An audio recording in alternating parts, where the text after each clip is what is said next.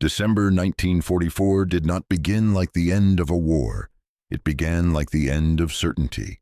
Snow fell thick and relentless across Europe, swallowing roads, muting engines, blinding pilots. Maps said one thing. Reality said another. In a matter of days, confidence collapsed into silence. Somewhere in the cold, an elite American Airborne division was no longer advancing, no longer maneuvering, only holding on, surrounded, outnumbered, running out of everything that mattered. What made this moment terrifying was not the enemy's strength, but time itself. Every hour that passed tightened the noose. Ammunition dwindled to handfuls. Wounded men lay in frozen basements with no medicine, no heat, no promise of rescue. Enemy commanders were not planning capture. They were planning erasure far from the front, under harsh lights and exhausted eyes. A supreme commander stood alone before a map that refused to offer answers. Red arrows pressed inward. Blue symbols did not move. He understood something few would ever grasp. If this division disappeared, it would not just be a battlefield loss, it would shatter faith, at home, at the front. Everywhere Americans believed this war was already won.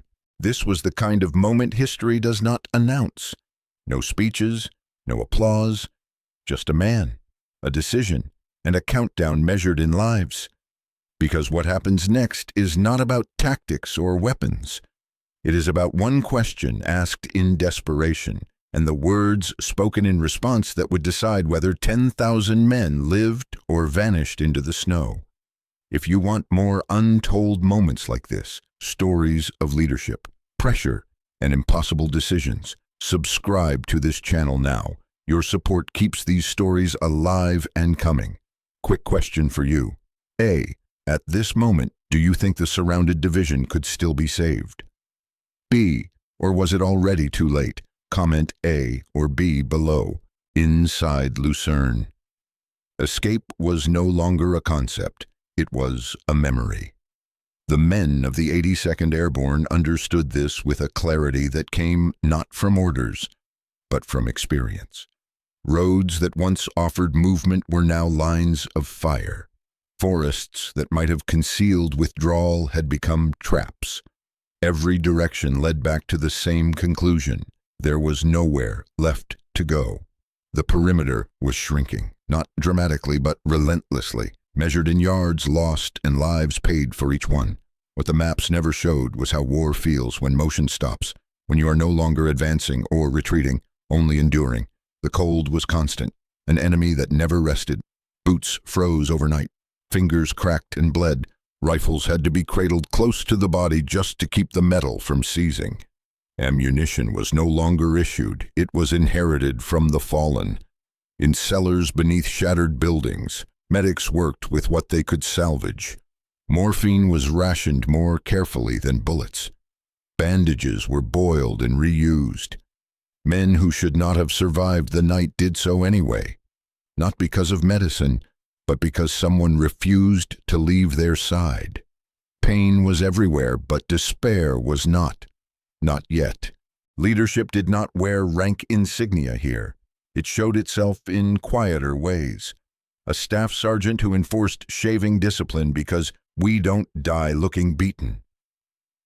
A lieutenant who walked the line every night, memorizing names so no one felt invisible. A chaplain who listened more than he spoke, absorbing fear so others could release it. Enemy loudspeakers promised mercy and warm food. Leaflets fluttered down like mockery. The men laughed at them, not because they believed surrender meant survival, but because laughter was one of the few weapons left. They knew the truth. Capture was unlikely. Annihilation was the plan. Some wrote letters they could not send. Others chose not to write at all, believing that hope itself was a responsibility they had to carry for those back home. They spoke of families, of jobs they would return to, of fishing trips planned years in advance. Not fantasies, commitments. They were not holding Lucerne because it was strategic. They were holding because the man next to them was still standing. Because someone had to believe that beyond the snow and the guns, General Thomas H. Walker had not forgotten them, and because until the last round was gone, they would not give permission for this story to end here. For General Thomas H. Walker, sleep had become a forgotten luxury, something that belonged to another life, another war. Night after night, he remained awake not because of noise or interruption, but because his mind refused to stand down. Command, at this level, did not allow rest. It demanded vigilance, and more cruelly, accountability. The situation reports arrived with mechanical regularity, each one colder than the last. Lucerne was holding, but only just. Casualties climbed, supplies vanished, weather forecasts offered no relief. Walker read every line carefully, aware that behind each number was a human life, someone's son, someone's husband, someone who had trusted his judgment without ever knowing his name. He stood often before the map long after his staff had gone, tracing routes that did not exist and imagining reinforcements that could not yet move. Maps, he knew, were honest only in their limitations. They showed positions, not suffering. They marked objectives, not funerals. What weighed on Walker most was not fear of defeat, but fear of failure, his own. He had approved the deployment that led the 82nd Airborne into Lucerne. He had believed speed and aggression would keep them safe. Now those same virtues had placed them in a vise of steel and snow. There was no one else to blame. Leadership did not allow that escape. In private moments, Walker thought about history, not as textbooks would write it, but as families would remember it. He imagined kitchen tables back in the United States, radios turned low, wives pretending not to worry, children waiting for letters that might never come. He understood that his next decision would echo far beyond the battlefield. There were options presented to him, each one cautious, deliberate, and ultimately insufficient. Delay meant deliberation. Deliberation meant death. Walker dismissed them all with quiet resolve. This was not a moment for preservation of careers or reputations. This was a moment that demanded risk. Late one night, alone in the headquarters, Walker rested his hands on the edge of the table and closed his eyes, not to sleep, but to choose. He knew what kind of man the situation required. He also knew the cost of trusting him. By the time dawn approached, the decision had already been made. Walker had not slept, but he had committed himself fully. And in war, commitment is often the closest thing to certainty there is. There was one name that lingered in General Thomas H. Walker's mind long after every other option had been dismissed. It was not a comfortable name. It was not a safe name. It was the name of a man whose brilliance had always arrived hand in hand with controversy. General Marcus Hale. Hale was not trusted in the way most commanders hoped to be trusted. He was not easy to predict, not careful with words, and not particularly interested in smoothing the edges of his personality for the comfort of others. His subordinates adored him or feared him, sometimes both. His peers respected his results while quietly resenting the chaos that often followed him. Walker had spent years managing Hale rather than commanding him. There had been incidents, too many. Public remarks that embarrassed headquarters, decisions made faster than protocol allowed, a relentless drive that exhausted everyone around him, more than once. Walker had stared at reports and wondered if Hale was worth the trouble. And yet, when battles turned desperate, Hale delivered. He was the kind of commander who prepared for wars that had not yet arrived. While others planned for what intelligence suggested was likely, Hale planned for what would be catastrophic if ignored. His staff often complained that he worked them too hard, demanded too much foresight, too many contingencies. Hale dismissed their protests with a simple belief. Surprise was the enemy's greatest weapon, and he refused to be unarmed. At that moment, Hale's army was fighting hard near Verona, locked in brutal engagements that left little room for imagination. Pulling him out would weaken another front. Keeping him where he was might doom the men in Lucerne. Walker understood the risk from both directions. What made the decision agonizing was not doubt about Hale's ability. It was doubt about his reliability. Hale did not fail often, but when he failed, the consequences were explosive. Trusting him meant accepting not just success or failure, but loss of control. Walker also knew something else, something fewer men admitted aloud. In moments of true crisis, safe hands rarely changed outcomes. Bold ones did. Late that evening, Walker made the call that would define both their careers. He ordered Marcus Hale to report immediately. No explanations, no guarantees. As the message was sent, Walker felt neither relief nor confidence, only clarity. He had chosen the one man capable of doing what others would not even attempt. In war, trust is not given to those who are easiest to manage. It is given to those who can deliver when everything else collapses. The meeting was held in a cold stone building outside Ghent, chosen less for comfort than for the sense of permanence it projected. Thick walls, narrow windows, and a long table scarred by years of use. This was not a room where optimism lived. It was a room where decisions were weighed in consequences. General Thomas H. Walker did not begin with speeches. He did not need to.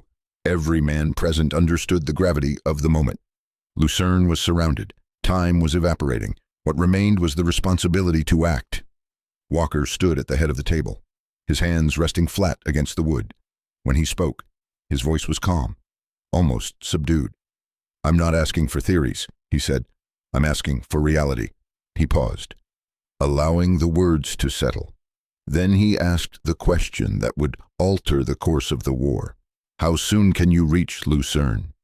Silence followed, not the awkward kind, but the heavy, deliberate silence of men calculating risk, distance, fuel, weather, and death. Some glanced down at their notes. Others stared at the map, searching for answers that were not there. General Marcus Hale broke the silence. 72 hours, he said. 3 divisions. Several officers looked up in disbelief. The distance alone made the claim staggering. To disengage from ongoing combat, pivot an entire army north, and launch a coordinated attack through winter terrain bordered on fantasy. Walker turned toward Hale slowly, studying him as if seeing him for the first time. "This is not optimism," Walker said quietly. "If you say you'll be there and you're not, 10,000 men die. This ends careers. It ends families." His voice lowered further. "Are you certain?" Hale did not respond immediately. He leaned forward, placing a folder on the table. Inside were detailed plans, routes, fuel estimates, contingency timelines.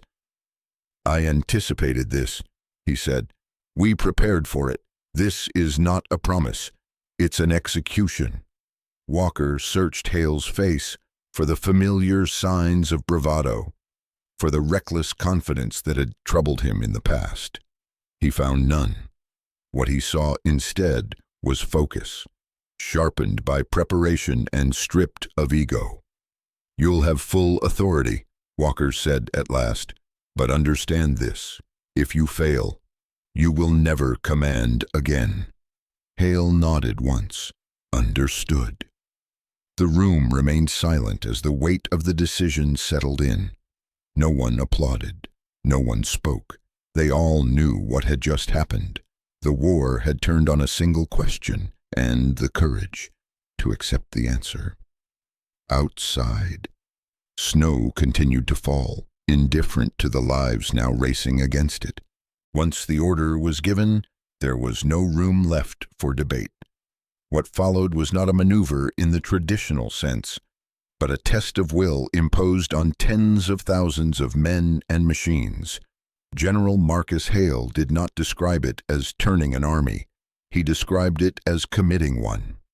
Columns of vehicles began to peel away from the southern front, near Verona, under cover of darkness. Engines protested in the cold. Fuel lines froze. Roads that existed on maps vanished beneath snow and wreckage. Progress was measured not in miles, but in hours stolen back from the enemy. Hale understood that speed alone would not save Lucerne. Discipline would. Orders were stripped to essentials. There would be no waiting for perfect conditions. Perfect conditions did not exist. There would only be momentum, maintained at any cost. He moved constantly, refusing to command from a distance. Drivers saw him standing in icy crossroads, directing traffic with gloved hands. Officers found him in frozen fields, asking questions that cut through exhaustion. He demanded answers, not excuses. When units stalled, he did not threaten them. He reminded them why they were moving. Logistics became warfare in its purest form. Fuel trucks were guarded like ammunition. Engineers worked through the night to clear routes that disappeared by morning. Communications failed repeatedly, forcing commanders to rely on initiative rather than instruction. Mistakes happened. Vehicles were lost. Men collapsed from fatigue and were replaced without ceremony. The enemy, expecting predictable movements, was slow to understand what was unfolding. Intelligence lagged behind Hale's pace. Resistance stiffened as German commanders realized the threat. But by then, the direction of the blow was set. Hale's forces did not slow. They absorbed the resistance and moved through it. Weather remained the great equalizer. Snow blinded pilots and buried landmarks. It also muffled sound and concealed movement. Hale accepted both the punishment and the protection it offered. War, he believed, rewarded those willing to endure discomfort longer than their opponent. Every mile gained tightened the enemy's grip on Lucerne just a little less. Every hour saved meant lives preserved. Hale tracked time obsessively, aware that somewhere to the north, men he had never met were counting on an army they could not see. This was not brilliance in isolation. It was execution under pressure, sustained by leadership that refused to slow down when slowing down felt natural. Hale had committed his army to an idea most believed impossible, and impossibility, once challenged, began to give way. At headquarters, time lost its normal meaning. For General Thomas H. Walker, the days blurred into a single, extended vigil marked not by clocks but by reports, each one arriving like a measured blow. The army was moving. That much he knew. What he did not know was whether it was moving fast enough. Lucerne still held, but only barely. Messages described shrinking lines, positions abandoned because there were no men left to hold them. Casualty numbers rose, then stopped being precise altogether. Ammunition counts were estimates now. Medical conditions were described in careful language that barely concealed desperation. Walker read every word, aware that delay anywhere along the chain translated directly into loss at the front. The waiting was its own kind of battle. There was nothing more to order, nothing left to accelerate. Hale had full authority. Interference now would only slow him down. Walker understood this intellectually, yet emotionally it felt like paralysis. Command had shifted from action to endurance. Christmas came quietly. There were no celebrations, only a brief pause in routine as someone placed a small wreath near the operations room. Walker acknowledged it with a nod and returned to the map. Somewhere, men were fighting hand to hand in frozen streets. Tradition felt irrelevant. Late at night, when the building finally emptied, Walker remained. He began writing letters he prayed would never leave his desk. They were not official condolences. Those would come later, if needed. These were personal, written in plain language, stripped of ceremony. He addressed wives he had never met, parents whose sons had trusted him without question. He wrote slowly, stopping often, as if the act itself might somehow delay the need to finish them. Every few minutes, His eyes drifted toward the telephone. It sat untouched, unremarkable. Yet it carried more weight than any weapon on the battlefield. That phone would decide whether Lucerne became a chapter of survival or a footnote of loss. Walker replayed his decision again and again. Trusting Marcus Hale had been a gamble, but not a reckless one. Still, responsibility did not disappear once risk was accepted. If Hale failed, Walker knew the burden would rest squarely on his shoulders. History would not care that the choice had been necessary. It would only record the outcome. As dawn approached, Walker stood and straightened his uniform. Whatever came next, he would meet it standing. He had done all he could. Now, like the men in Lucerne, he could only hold and wait for a phone to ring.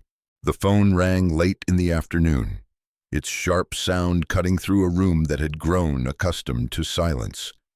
For a brief moment, no one moved. General Thomas H. Walker looked up slowly, as if afraid that answering too quickly might somehow undo what the sound promised. An aide lifted the receiver, listened, and froze. The color drained from his face before he turned. "Sir," he said quietly. "It's General Hale." Walker crossed the room in 3 strides and took the phone. For several seconds, he did not speak. He could hear wind on the other end, the faint crackle of distant gunfire, the sound of a man who had not rested in days. "Hale," Walker said. "We're through," came the reply. Hale's voice was hoarse, stripped of ceremony. "Contact made with the 82nd. The corridor's narrow, but it's open. Supplies are moving now." Walker closed his eyes. His hand tightened around the receiver, knuckles whitening as the weight he had carried for days finally began to lift. He did not speak immediately, not because he lacked words, but because he finally had room to feel them. "Say that again," he managed. "We're through." Hale repeated. They held, "We got there in time."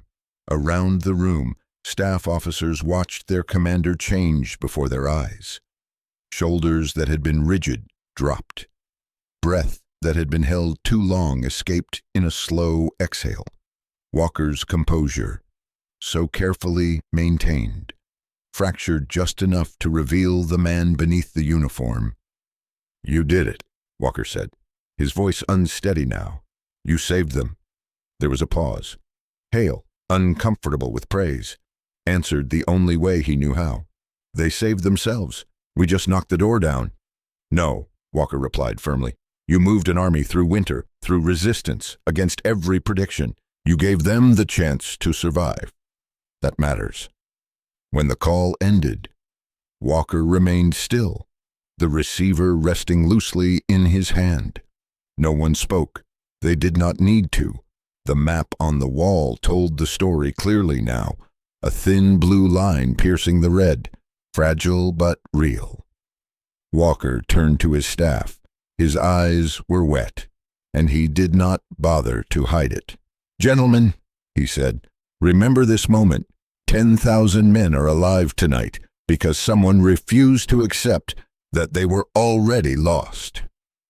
Outside, the war continued, but for the first time in days, Walker allowed himself to believe that history had turned, not with thunder, but with 4 simple words. "We're through." In the days that followed the relief of Lucerne, the noise of war rushed back in. Reports stacked up. New operations demanded attention. Victory, even one as narrowly earned as this, allowed little time for reflection. Yet for General Thomas H. Walker, the meaning of what had happened refused to fade. It settled instead, deep and permanent, shaping how he understood leadership for the rest of his life, publicly. Walker spoke with restraint. He praised the endurance of the 82nd Airborne and the determination of the forces that reached them. He described the operation as necessary, the outcome as decisive. But those who knew him well understood that his private words carried more weight than any official statement. In closed conversations, Walker acknowledged something rare in men of his position, that he had bet everything on a single decision.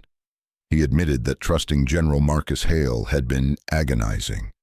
Hale was difficult, volatile, and often exhausting to command. There had been moments, Walker said later, when he had seriously considered removing him, convinced that no amount of brilliance justified the strain. Lucerne erased that doubt completely. When it mattered most, Hale did not deliver eventually. He delivered exactly when he said he would. Walker spoke often of the men who never knew how close they came to annihilation. He believed that leadership was measured not by medals or promotions, but by quiet moments at home that never made headlines. Fathers returning to families, futures preserved without fanfare. Those outcomes, he said, were worth every uncomfortable decision made along the way.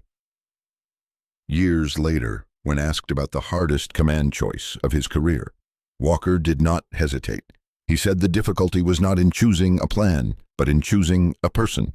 Trusting Hale meant accepting risk, surrendering control, and standing ready to absorb the consequences if it failed. That, Walker believed, was the essence of command. Why does it still matter? Because the story of Lucerne is not only about war, it is about responsibility, about choosing competence over comfort, about understanding that exceptional results often come from people who are not easy to manage or admire. For those who carry responsibility in their own lives, for families, teams, or communities, Walker's lesson endures. Leadership is not about avoiding mistakes. It is about having the courage to make the right decision when the cost of hesitation is too high. In the end, what Walker said was simple, but hard-earned. Sometimes, the most difficult people save the most lives. The story of General Thomas H. Walker and General Marcus Hale is not simply a wartime drama. It is a study in responsibility under pressure. Walker stood at the intersection of strategy and conscience, carrying the weight of thousands of lives on a single decision. Hale stood at the edge of impossibility, asked to deliver what logic said could not be done. Neither man acted in isolation. Their choices collided in a moment where hesitation meant annihilation and courage meant trust. Walker's greatness was not found in certainty, but in acceptance of risk. He understood that leadership does not guarantee control. It demands judgment. Choosing Hale was not an endorsement of his flaws, but a recognition of his capability when the stakes were highest. Hale, in turn, proved that preparation and resolve can turn chaos into momentum. He did not promise comfort.